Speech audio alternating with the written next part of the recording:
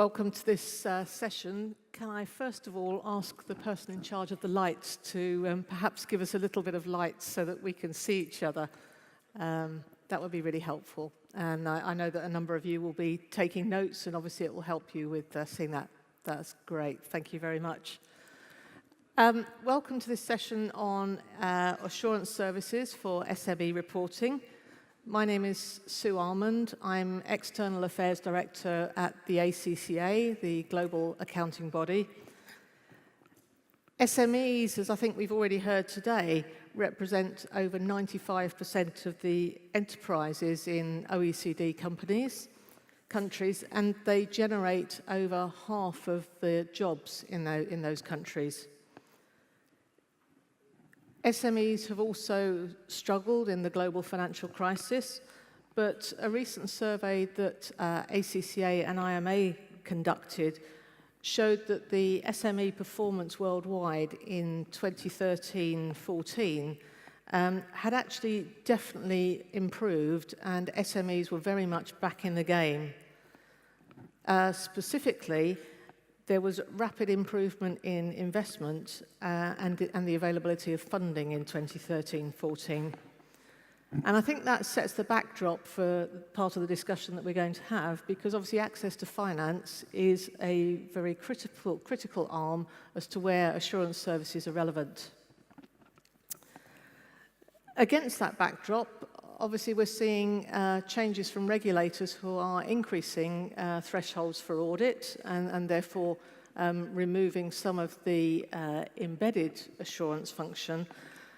And we're seeing changes that are developing different assurance services that are perhaps in some places changing or presenting benefits. So I'm joined by a fantastic panel this afternoon who I know full well from the discussions we've already had, have different perspectives on this whole topic, which I think will be very beneficial for all of us. If I start right at the far end of the stage, Per Hansted is the CEO of the Norwegian Institute of Public Accountants. He spent over 20 years as a practicing auditor and partner in PwC with an extensive SME practice.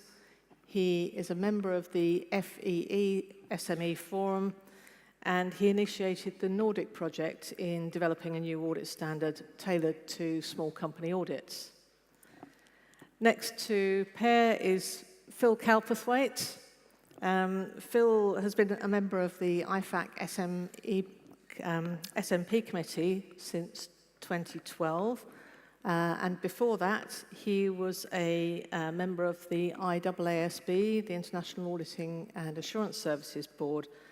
And among your unenviable tasks on that group, Phil, you chaired the task force on compilations and review engagements, and we'll hear more about those in a minute. Phil's a partner in Calperthwaite Mehta, a 10-person firm of chartered accountants in Toronto, and provides a range of services to small and micro not-for-profit enterprises. And perhaps Phil's biggest claim to fame is that he speaks and writes regularly on the 12-hour audit and regularly shares input on thoughts on that. So I think that will be very helpful for all of us later.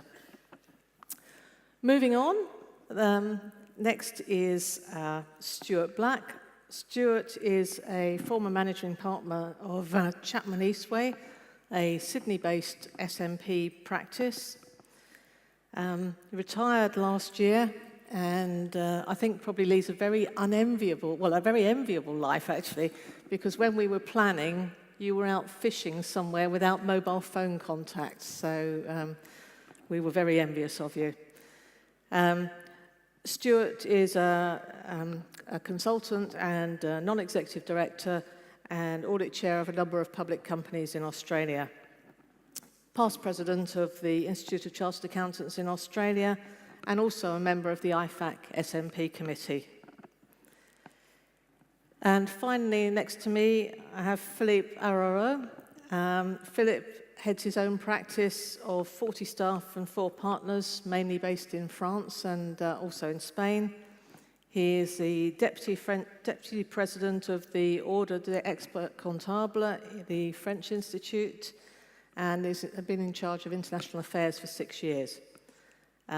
Vice President of SUE, the Latin Countries Federation, and FCM, the Mediterranean Foundation, and also a former president of EFAA, the European Network. So as you can see, we have a very broad range of practice worldwide, different perspectives, and I think it will be great to hear from them.